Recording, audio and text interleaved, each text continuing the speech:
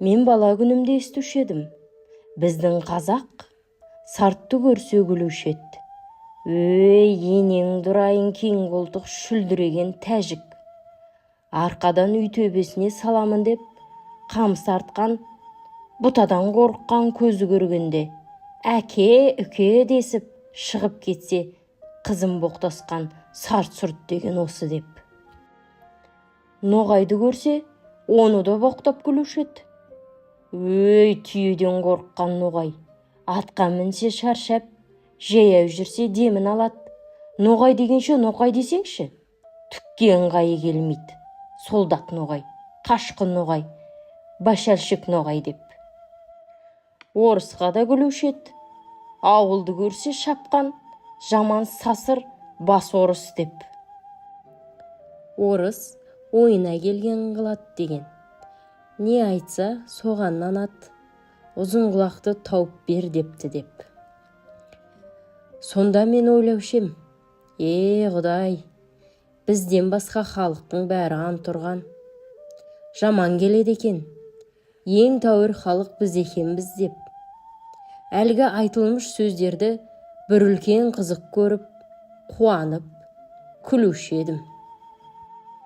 Енді қарап тұрсам, сарттың екпеген егіні жоқ, шығармаған жемісі жоқ, саудагерінің жүрмеген жері жоқ, қылмаған шеберлігі жоқ. Өзімнен өзі әуре болып, біріменен бірі ешбір шаһары жауласпайды.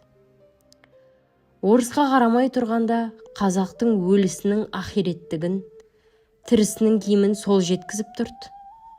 Әке балаға қимайтұғын малыңды кірелеп сол айдап кетіп тұрды ғой. Орысқа қараған соңда орыстың өнерлерін бізден олар көп үйреніп кетті.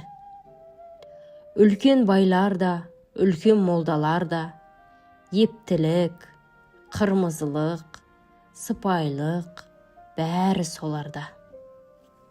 Ал егер ноғайға қарасам, солдаттыққа да шыдайды, кедейлікке де шыдайды, қазаға да шыдайды, молда, медресе сақтап, дін күтуге де шыдайды.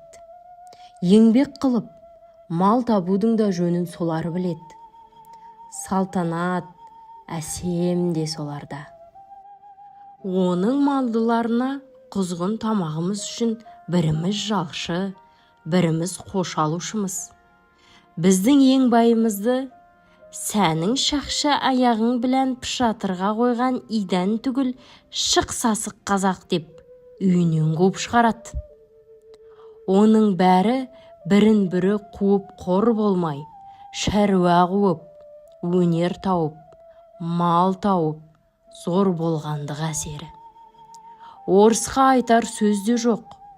Біз құлы, күңі құрлы да жоқпыз. Бағанағы мақтан, бағанағы қуанған, күлген сөздеріміз қайда?